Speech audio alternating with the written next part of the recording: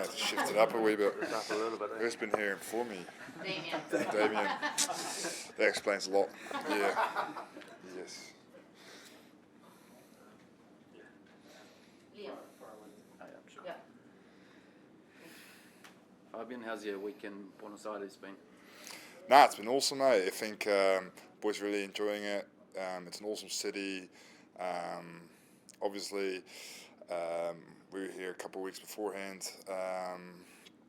Went to the Boca game, which was an unreal experience, and then played the first test in Cordoba. Nice wee town, lovely people once again, and then made our way back here to Buenos Aires, which is it's good to be back. Good to be back here, and we've had a good week of training. So we're looking forward to our last test, and then a bit of a bye week, a bit of a recharge at home, and then on to what's next. Feeling strong and powerful after all the red meat you would have eaten? Yeah, the barbecues here are at next level. They sure know how to cook and treat their meat.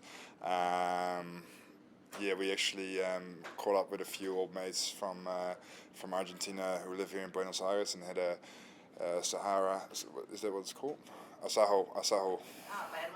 Yeah, asajo. An asajo at Asado. asado. Yeah, asado at his family's place, which was pretty special. Him and his parents and his grandparents were all there, so to kind of get a bit of a taste of that Argentinian culture was pretty cool, and that was my one and done, because I'm pretty sure couldn't eat for that after a week just because I was so full, but it was an awesome experience. And what have been the big focuses, test 1 to 2, from a team perspective? I think it's just building on what we trying to establish, the foundation that we're trying to make. We're just trying to polish off a few things in our own game. Finishing was a massive thing for us this week. Pumas are a strong team. If we don't finish opportunities, then they're going to capitalize and they're going to come back like they did towards the second half in the first game. So we just worked a lot about our polishing and focused on, and had a good reflection and focused on what we needed to do better. Raises a bit of a stickler for discipline as well. Has it been touched on with that second half, I guess? 100%. Yeah, 100%. Discipline wins you games, and we let ourselves down a wee bit in the second half. First half we were real clinical, went according to plan, and then the second half the crowd got into it. The Argentinians got their tails up, and that's when we started making mistakes, and we had a good look. Once again, we reflected on the second half and know what we need to do better now, so that's what we've been working on this week. Some pretty big boys in this four-pack, yourself, and then Simon Parker on debut, and you look on the bench, Tomati Williams and Wallace coming back. Do you think that helps, having some size to throw around? Absolutely, that helps. They're all very talented footy players. How awesome that Simon is making his debut. Played All Blacks 15 with him, obviously, and to have him now on the park next to me is pretty special. Having Wally and Tamati back from injury is massive for us. Not just for on the field, but also off the field. Both great blokes, and I guess Wally is one of those guys that I grew up with, playing in the 20s and stuff, and to kind of share the field with him is for me pretty special and pretty awesome. Kind of done that same journey. Obviously, he played last year in the team, but to now, I think this will be the first time that I'll be sharing the field with him. So that's something I'm really looking forward to. And then Tom's is just amazing player, physical, got amazing skills. So it's only for the good that these are on our side, and it's awesome to have them back. Thanks, Fabian. No worries. Fabian, welcome to Argentina. You've been here for a few days, but Thank this you. is your first time here. Yes, this is my first time here. This is my first time in South America. Yeah, so first What's time. your thoughts on Argentina? Oh, loving it. Yeah, people are really nice, very friendly. I'm just trying to learn a bit about the culture, the mate, how much you guys enjoy your foods and how that's a way of connecting. And yeah, for me, it's always pretty special and always quite curious to learn about other cultures.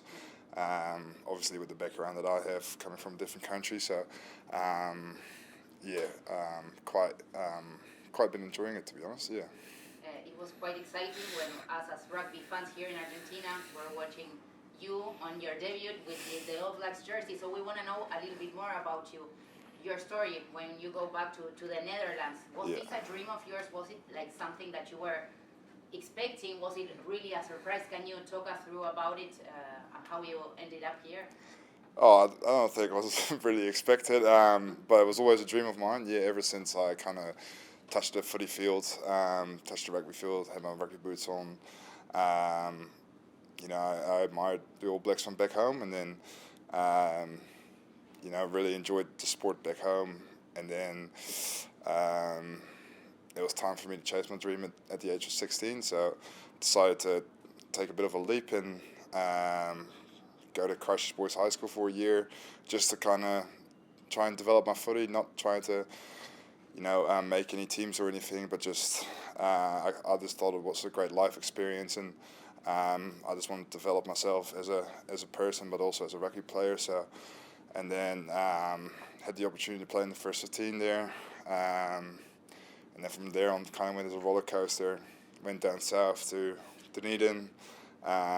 Played for the Hollanders, played All Blacks 15, and this year was lucky enough to hear my name get called out at the team naming, so that was pretty special for me. Yeah. You said that this is a roller coaster that keeps on going because we see your name every time that the All Blacks in this 2025 we see your name, and it's amazing to see you once again, with the black jersey. Yeah. What have you been working on, to make it to the 15 for this jersey? It's a big deal. What can you tell us? What have you been working on, or maybe Razor has been asking you to give to the team? Yeah, good question. I think for me, it's just doing my job for the team. The coaches kind of making things for me quite easy. They just want me to stick to doing my job for the team, and often that means tackling and cleaning rucks and winning clean line-out ball. But we've got a lot of talent across the park. So in order to get the result, we're all just focused on doing our job for the team and working together. So that's what I've just been trying to do. And every week I'm just, I guess, eager to get better. I'm just trying to take it step by step and day by day, and I take each day as it is, and each day I just go in with making the most of it and trying to become a better footy player and trying to become a better person. So I guess so far it's done me well, but who knows? I just like to kind of be in the present and kind of just focus on what I enjoy doing, which is playing footy, and then do my job for the team. So yeah. There are going to be like two sides of a story next Saturday because Cody Taylor is going to be a new member of the 100 Test Club. Yes. And also Simon Parker. You Yeah. only have been playing. You started this year, and Simon is going to be like joining your team. What can you tell us about both players? Did you get to talk to Simon about, I don't know, maybe the pre-debut of an All Black? Yeah, I think Cody, first of all, massive achievement. Core player of the team, and not just on the field but also off the field. He's a 100 gamer for a reason. I remember when I first walked through the doors, he welcomed me in with open arms. Very special human, great father, I know him and his family will be very proud and will be watching in New Zealand. So you can't speak highly enough of Cody, and I can't wait to share the field with him for his 100th game. On the other side, Simon playing his debut. He's had a tough run with injuries early in his career, and to see him kind of come back from that and just, put his head down, keep working hard, and then get the rewards for it. Had an awesome Super Rugby season.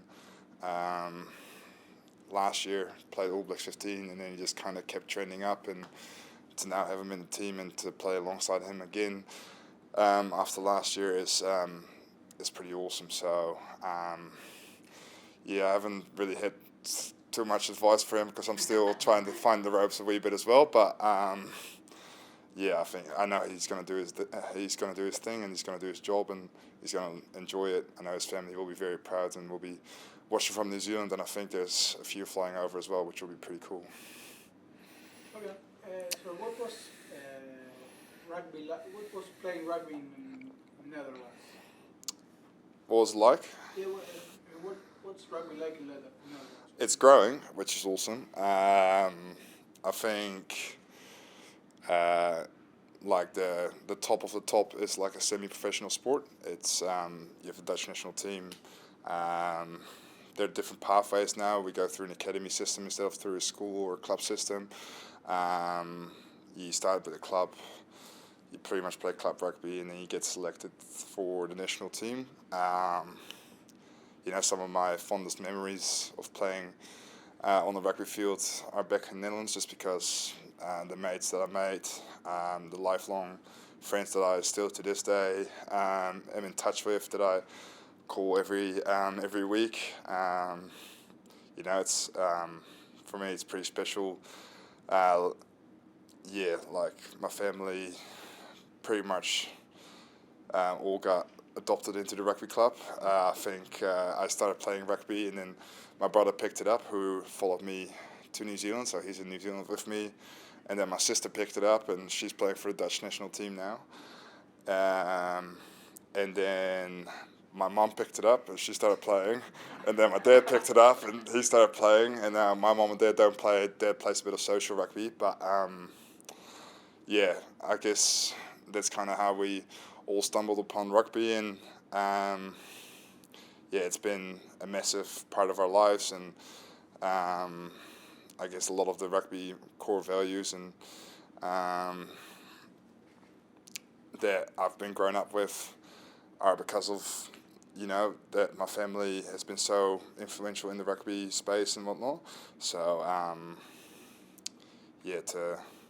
to kind of give my props to the Netherlands rugby is I can't speak highly enough of them. Why did you choose rugby? What attracted you from rugby? I was always a pretty big boy. Yeah. I used to play soccer like every other Dutch and probably Argentinian kid. I know there's a great rivalry between the Dutch and Argentinians in soccer. So You are the Argentinian shout? controversially enough, my favorite player growing up was Lionel Messi. Yeah, I was a massive Barcelona fan. Started following him probably when I was probably 4 or 5 years old, and kind of just kept track on him. On holiday, we sometimes went to Camp Nou in Spain, just to see the golden boot and see his golden balls and whatnot, that he would always win. So there's a bit of love-hate relationship there, but so to kind of answer that question, not sure what that question was again. Can you repeat it? How did you get into rugby? Oh yeah, so played soccer, and then did a bit of judo, and then started getting my growth spurt, and I was like, I probably should use my size a bit more, and then that's how I kind of stumbled upon rugby, and that's how it kind of went. Thanks, guys. Great questions. Thank you very much. Cheers, mate. Who's Appreciate the it. guy from your tattoo? Oh, Kobe Bryant. Ah. Yeah, not Lionel Messi, but. No, that's what I was wondering. Yeah. Thank you Thank very you. much. for your time. Have a good day. Congratulations. Thank you. Thanks, mate. Thanks a lot. For your time.